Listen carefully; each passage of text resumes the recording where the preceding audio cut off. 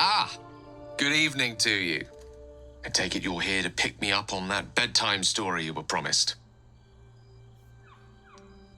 Actually, before we move on to the story, there's something I'd like you to consider.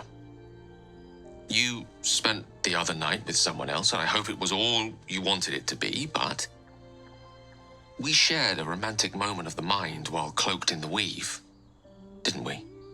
And I seem to recall a fond allusion to that moment afterwards. Allow me to make the following proposition. There's a book that circulates in Arm detailing the first 1,000 nights of a newlywed king and queen. They turned everything they did into an art. The art of conversation, the art of taste, time-honored and newly acquired.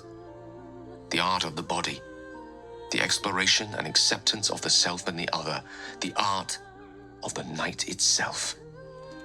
I say, we take a page from their book.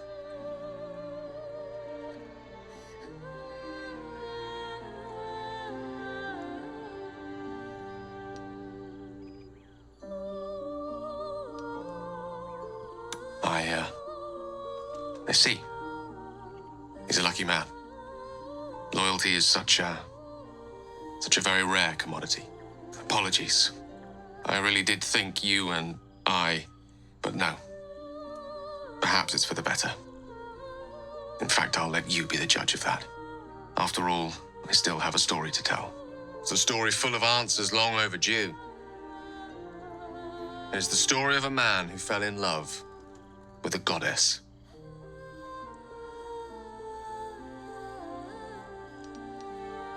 Thank you.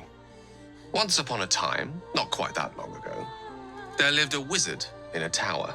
The wizard was what one might call a prodigy, who from an early age could not only control the weave, but compose it, like a musician or a poet. Such was his skill that it earned him the attention of the mother of magic herself, the Lady of Mysteries, Mystra. Love. Perhaps it was not quite love, but you see, the wizard was but a very young man. It was most certainly love to him. Mystra showed him the secrets beneath the veils. The gossamer veils first, draped across the weave. The delicate veils next, draped across her body. Chosen one, she whispered, and she slipped them off completely. Indeed. What most wizards perceive is but the ripple of the weave's surface. Untold wonders lie beyond. I enjoyed them for a while.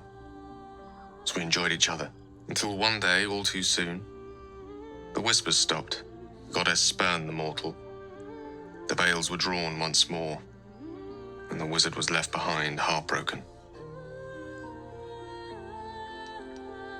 Like so many of the heartbroken, he did something infinitely foolish. One has to think big if one seeks to win back a goddess. So the wizard thought big. Here goes. Once upon a time, very long ago, a mighty lord lived in a tower, a flying tower, to be precise. I'll save his story for another time, but the gist of it is that he sought to usurp the goddess of magic so that he could become a god himself. He almost managed, but not quite. And his entire empire, Netheril, came crashing down around him as he turned to stone. The magic unleashed that day was phenomenal. Rolling like the prime chaos that outdates creation, a fragment of it was caught and sealed away in a book. No ordinary book, mind you. A tome of gateways that contained within it a bubble of astral plane. It was a fragment of primal weave locked out of time, locked away from Mystra herself. What if, the silly wizard thought, what if after all this time, I could return this lost part of herself to the goddess? So it goes with wizards of Waterdeep. It is a city filled with the most obscure arcana. He obtained the book and took it into his study. As for what happened next, here, place your hand over my heart. Let me show you. You feel the tadpole quiver as you realize Gale is letting you in. Into the dark. You've seen this before.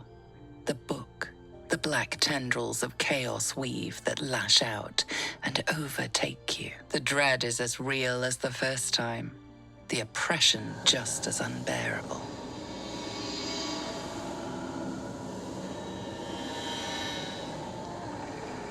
I'm sorry, but I had to remind you. After all, this is only the beginning.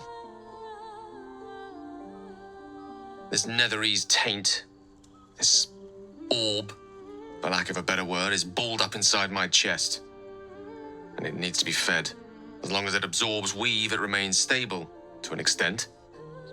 The moment it becomes unstable, however. Rather worse, actually. It will erupt. I don't know the exact magnitude of the eruption, but given my studies of Netherese magic, I'd say even a fragment as small as the one I carry, it'd level a city the size of Waterdeep.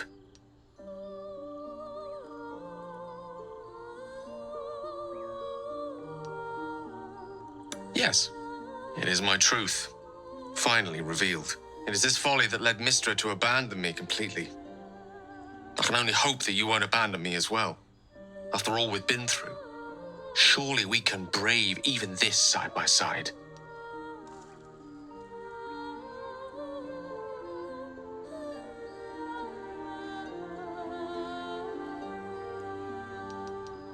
That is a great relief. Oh, a great relief indeed. It is an honor to call you a friend. Many challenges lie ahead, but in this moment I believe nothing to be insurmountable. What do you say? Should we call it a night, or do you have questions for me? I'll be honest with you. I don't know. She's my muse still, the embodiment of magic. But the embodiment of love? Only if we ever meet again will I know. The orb was kept safe and inert in a pocket of astral plane, suspended in time. If I can somehow manage to expel it from my body while in the astral plane, it will be rendered inert again. Alternatively, I could learn to control its chaotic magic. That is, to succeed where I failed before. Without Mystra's favor, I don't see how that may come to pass. Of course, there could be different answers as well. Faerun brims with more magic than any one wizard could fathom, let alone comprehend. Who knows what outlandish solutions may yet present themselves. Good night, then. And thank you.